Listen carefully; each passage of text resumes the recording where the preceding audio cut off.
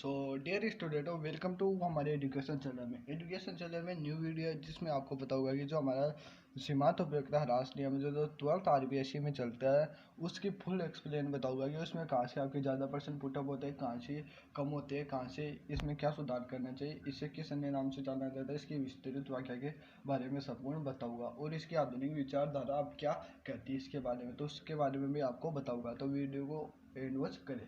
तो आइए अपने वीडियो को स्टार्ट करते हैं। इसकी परिभाषा, इसका अर्थ समझने से पहले मैं आपको इसका प्रतिपादन, उसका उद्भव, इसका विकास क्रम समझा देता हूँ कि इस उत्पत्ति किसने की, इसके विद्वान का फुल नेम क्या, कहाँ पे उत्पन्न हुए थे, उसके बारे में संपूर्ण बता देता हूँ। तो ये जो सीमांत उपयोगिता ह्रास नियम है, इसका प्रतिपादन करने वाले एक अर्थशास्त्री थे। प्रतिपादन किसने किया था इसका, सुनिएगा, लिखने पर ध्यान मत दीजिएगा। तो इसका प्रतिपादन करने वाले एक अर्थशास्त्री थे जो फ्रांस के रहने वाले थे, तो इन्हें फ्रांसीसी अर्थशास्त्री के नाम से जाना जाता है। फ्रांसीसी अर्थशास्त्री, यह फ्रांसीसी अर्थशास्त्री कौन थे? H.C. गोसेन। ये H.C. गोसेन थे। H.C. गोसेन ने 1854, याद रखिएगा सन। जब भी दोस्तों आप कोई छोटे क्वेश्चन याद करो तो आपको विद्वान का नाम याद न रखिए, ज़्यादा से ज़्यादा उसकी सन याद रखिएगा, क्योंकि एक नंबर का जो प्रश्न उठता है उसमें विद्वान का नाम कम और यहाँ पे सन ज़्यादा पूछी जाती है। अब 1854 में इस जो ये नियम है इसका प्रतिपादन किया था। कब किया था, किसने किया था? H.C. गोसेन ने। कब किया था? 1854 में।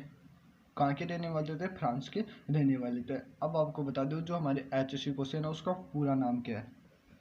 H.C. गोसेन, ये जो विद्वान है इनका पूरा नाम क्या है? इन्हें पूरा हरमेन गोसेन के नाम से जाना जाता है। हरमेन गोसेन, इन्हें हरमेन गोसन के नाम से जाना जाता है। इनका फुल नेम है हरमेन गोसन। H.C. का फुल नाम हरमेन गोसन ने इस नियम का प्रतिपादन किया था। यहाँ पे H.C. गोसेन ना देकर गोसेन भी दे दिया जा सकता है, हरमेन गोसन भी दिया जा सकता है, तो आपको कंफ्यूज नहीं होना है। अब आपको मैं बता देता हूँ जो ये सीमांत उपयोगिता ह्रास नियम, उसे एक अन्य नाम से भी जाना जाता है जो आपके 12th की पुस्तक में दी हुई है या नहीं उसके बारे में कह नहीं सकता, लेकिन इसे एक अन्य नाम से भी जाना जा सकता है, तो आपको याद रखना। अब वो सेकंड नियम क्या है इसका? सेकंड नियम इसे जाना जाता है तुष्टि का नियम। इसे तुष्टि के नियम से भी बोला जाता है कि आपको यहाँ पे पूछेगा तुष्टि के नियम से क्या समस्या है, तुष्टि के नियम के बारे में संपूर्ण चर्चा बताइए। तो यहाँ से भी ये क्वेश्चन पुटअप हो सकता है, तो आपको यहाँ पे ध्यान रखना, इसका सेकंड नाम तुष्टि का नियम भी है। अब आपको बता देता हूँ, इसे गोसेन का फर्तन नियम भी कहा जाता है। आपको बताया भाई इसका प्रतिपादन गोसेन ने किया था, तो इसका गोसेन का फर्तन नियम ही ये कही जाएगा। अब वो गोसेन का फर्तन नियम किसने दिया था, मतलब इसे गोसेन का फर्तन नियम का नाम देने वाला कौन एक व्यक्ति था, कौन विद्वान था, तो उसका नाम था गोसेन का फर्तन नियम करने वाला व्यक्ति।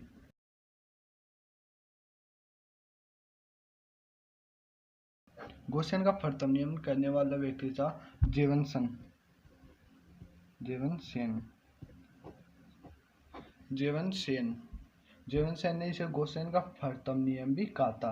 तो आपको याद रखना हो इसे फर्तम नियम करने वाला अर्थशास्त्री या विद्वान ये था। अब बात कर लेते हैं इस नियम के बारे में कि इस नियम की व्याख्या, भाई इस जो हमारे गोसेन है इन्होंने इसको बना तो दिया, इसकी विस्तृत व्याख्या करने वाले अर्थशास्त्री कौन थे? तो वो थे आपके विस्तृत व्याख्या करने वाले, विस्तृत व्याख्या।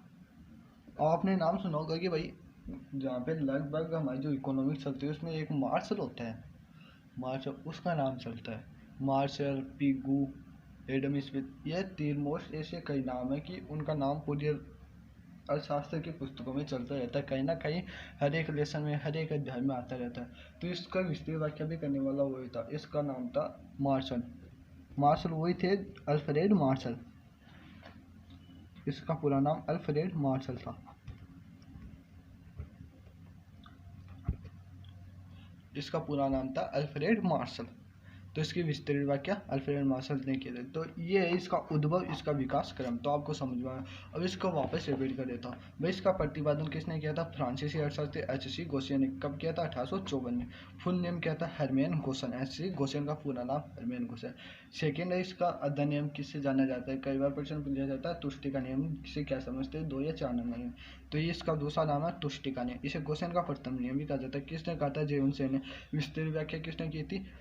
मार्शल ने या अल्फ्रेड मार्शल ने की। दोनों एक ही विद्वान है। इसका मार्शल का पूरा नाम है अल्फ्रेड मार्शल।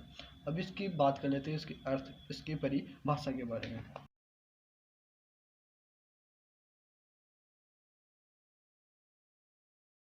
इसकी अर्थ परिभाषा। दोस्तों, आपको अर्थ परिभाषा समझने से पहले मैं एक छोटी लाइन बोलना चाहूँगा। यदि आप उसको समझ जाते हो तो आपको परिभाषा समझ में कुछ भी तकलीफ नहीं होगी। देखिए दोस्तों, ये जो हमारे सीमांत उपयोगिता ह्रास नहीं है, वो एक सार्वभौमिक एक सत्य है।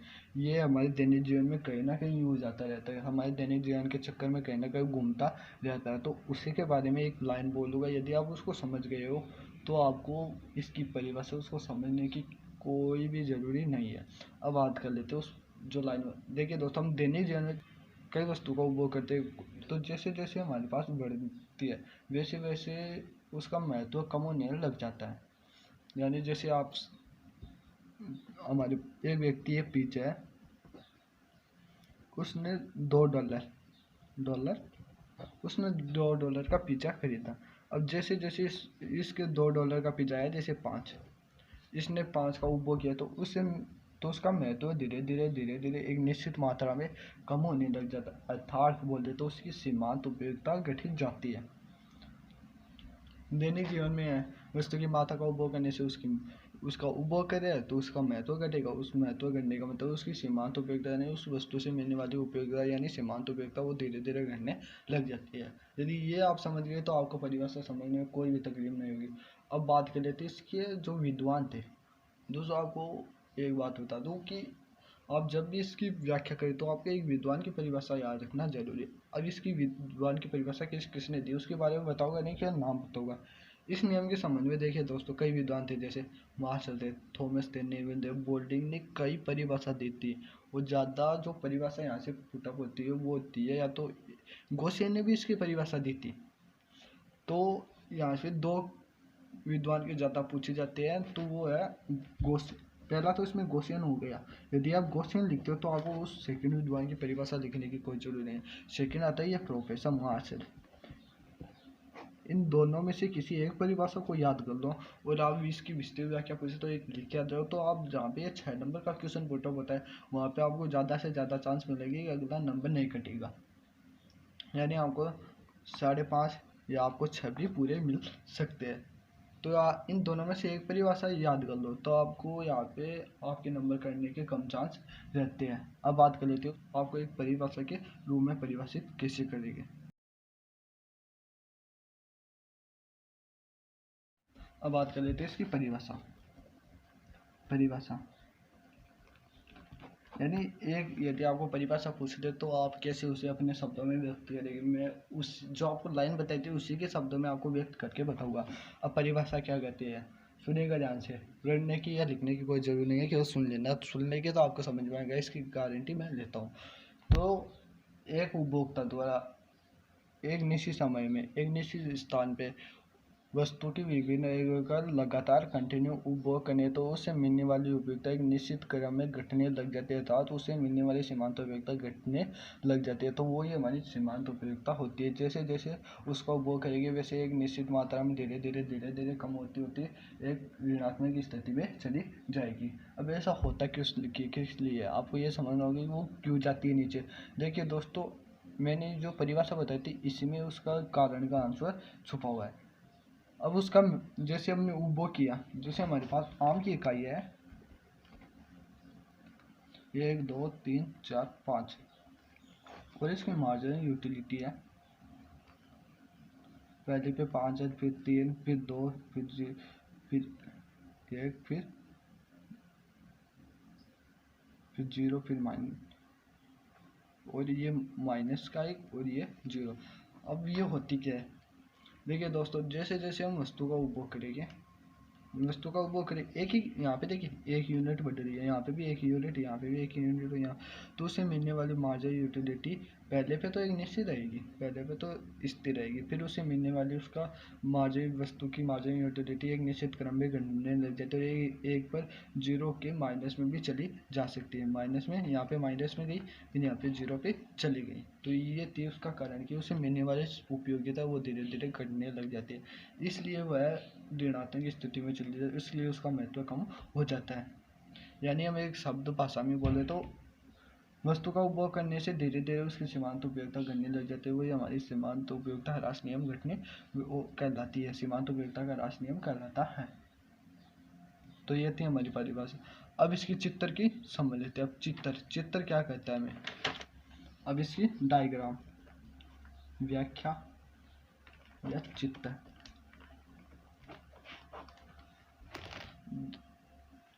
ये जो आपको ये नियम पर डाल रहा हूँ, ये जो डेमोस्ट्रेशन का नियम पर डाल रहा हूँ मार्जिनल का, ये यहाँ पे 6 नंबर पे पुट होने का चांस रहता है, क्योंकि इसमें व्याख्या भी है, व्याख्या के साथ इसमें प्रतिपादन के भी ज़्यादा पर्सन उठते हैं, और साथ ही इसकी व्याख्या भी हो सकती है, और इसका महत्व मान्यता ये काफ़ी है। तो यहाँ पे हम बात करिए आरबीएससी में, तो यहाँ पे 2-3 पेज आपकी एग्जामिनर के लिए काफ़ी है। तो अब इसके एग्जाम्पल की बात कर लेते हैं। अब एग्जाम्पल क्या कहता है इसकी, जैसे हमारे पास संतरे की इकाई है,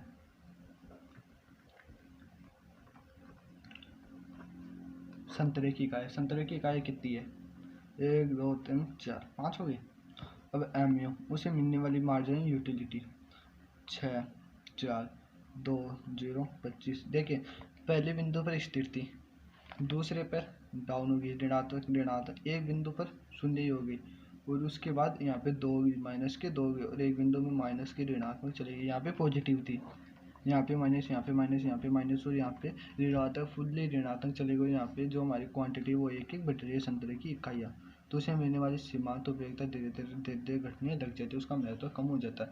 अब आपको दोस्तों मैं बता दूँ, आपको मार्जिनल यूटिलिटी पर गए थे तो उसमें आपको मैंने एक रूल बताया था कि आपकी जो टीयू होती है वो कभी भी शून्य नहीं हो सकती, जो हमारी टीयू वो कभी भी शून्य नहीं हो सकती, टीयू कभी भी जीरो नहीं हो सकती, जबकि ऋणात्मक जा सकती है, टीयू ऋणात्मक जा सकती है, यानी टोटल यूटिलिटी ऋणात्मक जा सकती है, कुल उपयोगिता ऋणात्मक जा सकती है, और एमयू होती है वो जीरो भी जा सकती है, वो ऋणात्मक भी जा सकती है। मार्जिनल यूटिलिटी जो आपको ये डाला हूँ, यहाँ पे देखिए जीरो हो गई, फिर ऋणात्मक, अब टोटल यूटिलिटी है वो केवल ऋणात्मक जा सकती है, न कि जीरो।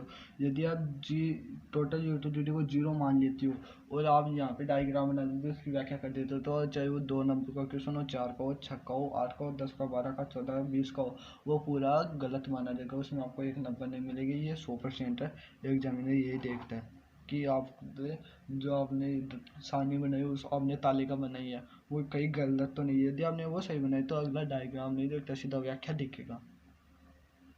यदि आपने टोटल यूटिलिटी को जीरो कर दिया है, ऋणात्मक जा सकती है, टोटल यूटिलिटी को जीरो कर दी है, तो आपका जो क्वेश्चन होता है वो गलत हो जाएगा। अब इसके डायग्राम की व्याख्या बता देता हूँ।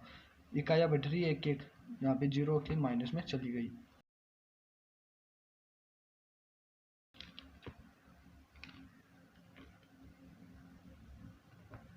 यहाँ पे वाई, यहाँ पे जीरो, और यहाँ पे एक्स, यहाँ पे लिखिए एम यू, क्यों हमने एम यू का बना दिया, टी यू का तो हमने T U and M U का तो हमने आपको पहले समझा दिया था। यहाँ पे माइनस में गई थी 2 तक, तो यहाँ पे लिख देते हैं -1 और -2। और जो हमारी एम यू कितनी थी, एम यू थी हमारी 76, तो 0 2 4 6 8 10, ये थी हमारी एम यू। ये देख देखिए ये माइनस के 2 नीचे लिखा जाएगा 2 4 6, और क्वांटिटी हमारी 1 2 3 4 5, और हमने देखिए यहाँ पे माइनस के 2 लिख दिया, 2 4 6 8 10, और यहाँ पे एक क्वांटिटी लिख दी 4 5, ये क्वांटिटी हो गया। अब पहले पे कितनी है, पहले पे 6 है हमारी, दूसरे पे 4 है, तीसरे पे 2 है, चौथे पे 0 है, और पांचवे पे 2 है, तो ये एक सीधी लाइन बन जाती है इसे। अब यहाँ पे जो होता है A B C D E, ये होगा ये चाहिए, यहाँ पे अधिकतम बिंदु संतोष कहलाएगा, मैंने क्या बताया था, जहाँ पे मार्जिनल यूटिलिटी जीरो हो जाती है वहाँ पे टी यू का अधिकतम बिंदु हो जाता है। तो यदि हम टी यू यहाँ पे जोड़ते हैं तो यहाँ पे टी यू ऐसे बन के जाएगी, तो यहाँ पे जो होगा वो अधिकतम संतोष का बिंदु कहलाएगा। हम यहाँ पे हमारे पास टी यू नहीं है तो हम केवल एम यू को समझाइए, इसे इग्नोर कीजिएगा। ये आपको बेसिक नॉलेज के लिए बता दिया था। कई बच्चे ऐसे बोलते हैं सर हम इसका ग्राफ बना सकते हैं इसे।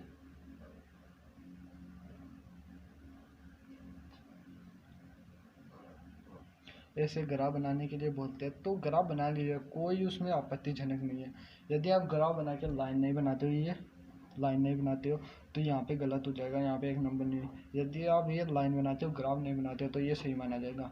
ग्राफ बनाना जरूरी नहीं है, लाइन बनाना जरूरी है, चाहे ग्राफ बनाओ या ना बनाओ, क्योंकि यही हमारी मार्जिनल यूटिलिटी है। क्योंकि यही हमें दर्शाते है कि जो हमारे जो उपभोग है वो किस क्रम में जा रहा है, किस क्रम में बढ़ रहा है, किस क्रम में घट रहा है, तो उसी के बारे में ये लाइन बताती है। ग्राफ बनाते हो और लाइन बनाते हो तो सही माना जाएगा, यदि ग्राफ बनाते हो लाइन नहीं बनाते हो तो गलत माना जाएगा, और ओनली लाइन बनाते हो तो भी सही माना जाएगा। लेकिन लाइन बनाना हर सिचुएशन में ज़रूरी है।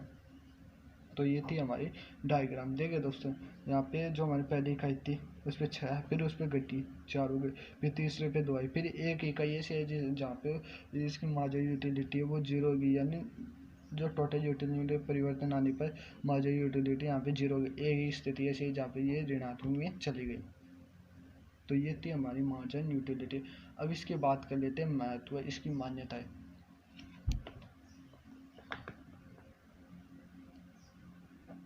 अब इसका महत्व क्या होता है, इसका महत्व, इसकी मान्यताएं।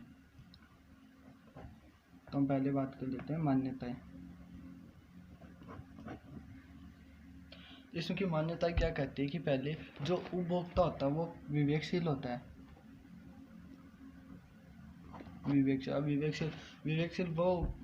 होता क्या है? विवेकशील वो व्यक्ति होता है जो अपने बुद्धि के आधार पर निर्णय लेता है कि हमें इस वस्तु को लेना है, इस वस्तु का त्याग करना है, इस वस्तु की इतनी मात्रा क्रय करनी है, इस वस्तु का इतनी मात्रा इसकी त्याग करनी है। तो वो होता हमारा उपभोक्ता विवेकशील, यानी बुद्धि के आधार पर एक मानव ये उपभोक्ता निर्णय लेना। अब उपयोगिता मापनीय, जिसे मुद्रा मापदंड के रूप में माप सकते हैं। यहाँ पे ये बात मानी जाती है कि जो सीमांतोपयुक्त ह्रास नियम है, मैंने आपको शुरू में जो क्रमवाचक था उसमें आपको मार्शल के बारे में बताया था कि मार्शल था, उन्होंने कहा था कि उपयोगिता है उसको मुद्रा रूपी मापदंड में मापा जा सकता है। तो इस नियम की व्याख्या भी मार्शल ने की थी। तो इसमें इस मार्शल ने अपने जो क्रमवाचक दृष्टिकोण का नियम जोड़ दिया कि यहाँ पे उपयोगिता को मापनीय है जो मुद्रा रूपी मापदंड में मापा जा सकता है।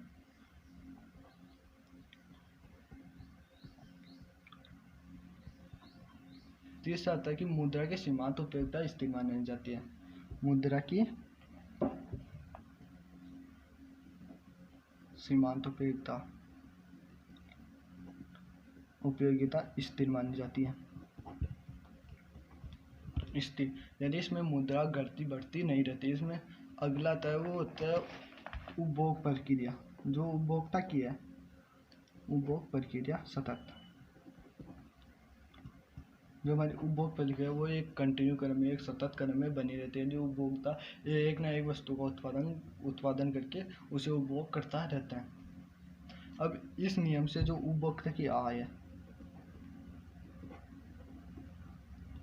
उपभोक्ता की आय, रुचि, फैशन में कोई परिवर्तन नहीं होता है।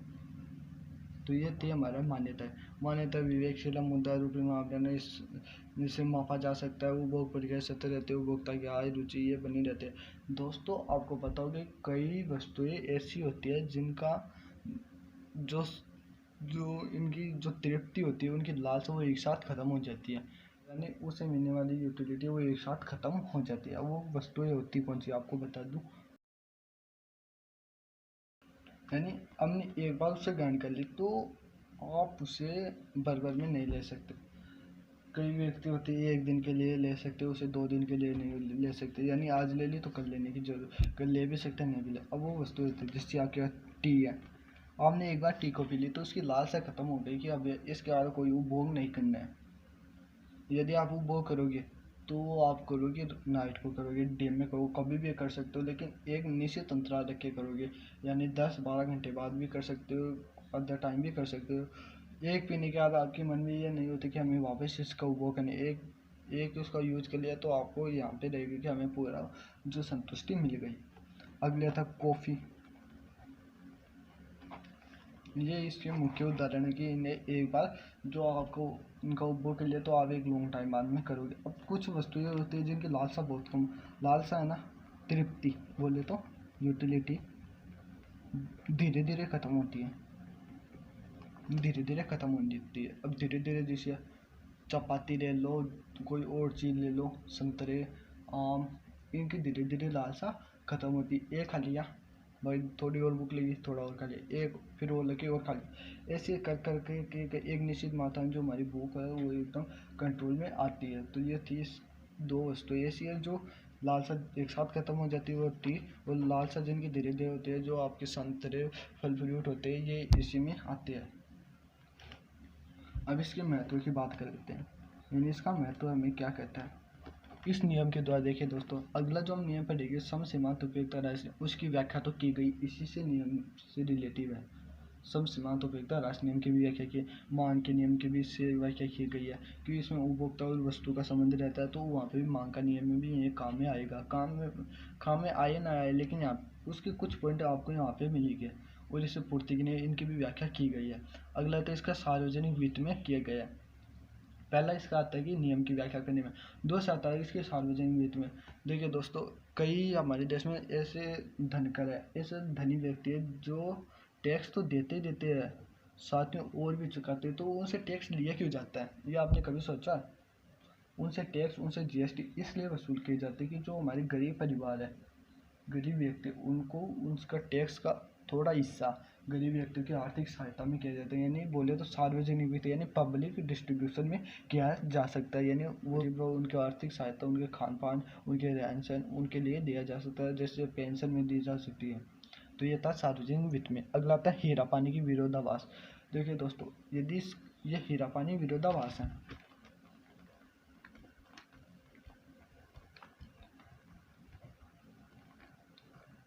हीरा पानी विरोधाभास ये 4 नंबर में मोस्टली उठता है, क्योंकि आपके जो पूरे चैप्टर है इकोनॉमिक्स के 12th के आरबीसी के पूरे जो चैप्टर है उनमें ये एक ऐसा जो हीरा पानी का विरोधाभास एक मोस्टली है, ये कोई और चैप्टर में ज़्यादा नहीं है। ये जो आपके उपभोक्ता कंज्यूमर इक्विलिब्रियम में है, उपभोक्ता संतुलन में, ये मोस्टली है, क्योंकि इसी से ज़्यादा प्रश्न उठने के चांस रहते हैं, और ये 4 नंबर में उठ सकता है। कोई बड़ा इश्यू नहीं है, यदि ये छोटे प्रश्न नहीं उठते तो 4 नंबर में उठा देगा, क्योंकि ये मैंने जहाँ तक देखा है 2017 से 2020 के या 21 के बीच ये प्रश्न कम उठा हीरा पानी विरोधाभास, तो 2022-23 या आगे तक इसका ज़्यादा चांस बना रहता है। यदि एग्जामिनर इस पे आके चली जाती तो ये प्रश्न उठा लेगा। अब हीरा पानी का विरोधाभास क्या कहते हैं। हीरा पानी का विरोधाभास 2 लाइनों में स्पष्ट करूँ, ज़्यादा लोग समझने की जरूरत नहीं है।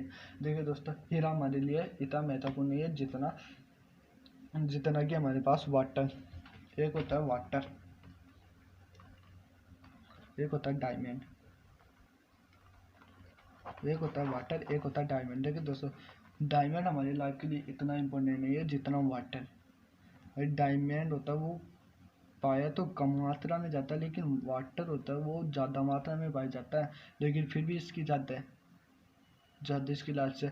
भाई हमने कहीं पे देखा जो कम चीज़ पाई जाती है, हम कहीं उसकी लालसा रखते हैं, लेकिन ये डायमंड इसकी लालसा कम रखते हैं। डायमंड क्यों है, डायमंड हमारे दैनिक जीवन में यूज आता है, लेकिन एक निश्चित मात्रा में बहुत कम यूज में आता है। भाई डायमंड को हम पी नहीं सकते, रख सकते हैं, गले में पहन सकते हैं, हाई हैंड में लगा सकते हैं, तो वो अलग बात है। अब डायमंड होता क्या है, डायमंड आपको चाहिए तो आप मुंह मांगी कीमत दे सकते हो, लेकिन वाटर आपके दैनिक जीवन में काम आता है, दैनिक जीवन में काम आता है। तो आप सुबह मॉर्निंग से लेके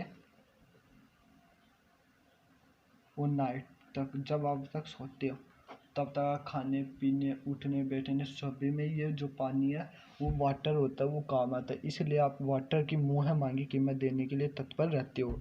यह था कि जो हमें यदि इसका महत्व समझाऊँ कि जो हमारे लिए जो दैनिक जीवन में ज़्यादा उपयोगी चीज़ है, ज़्यादा उस महत्व रखते हैं, जो हमारे दैनिक जीवन में हमेशा काम आती है, उसके लिए हम मुँह मांगी कीमत देने के लिए तैयार है। और जो हमारे दैनिक जीवन में कम यूज आती है उसकी मुँह मांगी कीमत नहीं दे सकते। सीधी बात करें, जब आप डायमंड को खरीदने जाओगे तो मुँह मांगी कीमत देनी पड़ेगी, लेकिन ये हमारे दैनिक जीवन में काम में नहीं आती है। लेकिन वाटर हमारे दैनिक जीवन में काम आता है, तो आप उसकी मुँह मांगी कीमत दे सकते हो।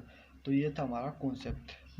यदि दोस्तों इसके आधुनिक विचारधारा चाहिए तो आपको करना क्या होगा, आपको एक तो कमेंट करना होगा, बायो में लिंक मिली होगी इंस्टाग्राम की, फॉलो कर लेना। इशू रहे वहीं पे पूछे तो कमेंट पे पूछे ना, रिप्लाई जरूर मिलेगा, जैसे जैसे रिप्लाई मिलेगा वैसे वैसे देता जाऊँगा। और यदि आपको इसका 2 सेकंड पार्ट हो जाए तो कुछ लाइक्स करवा देना। 100 यहाँ पे मैं 100 लाइक का एम रखता हूँ, 100 लाइक का एम रखता हूँ। यहाँ पे आप करवा देंगे तो इसका सेकंड पार्ट आ जाएगा आधुनिक विचार, अन्यथा नहीं आएगा। अन्यथा अगले हम जो नियम है वो फटेगा। और यदि भविष्य में हमारा ये 100 से भी ज़्यादा हो जाता है, इसका सेकंड पार्ट आएगा भविष्य में। लेकिन यदि आप करवा दे तो आप आ जाएगा, नहीं आ गया तो आएगा ही आएगा। तो मिलते हैं नेक्स्ट वीडियो में, तब तक के लिए have a nice good day.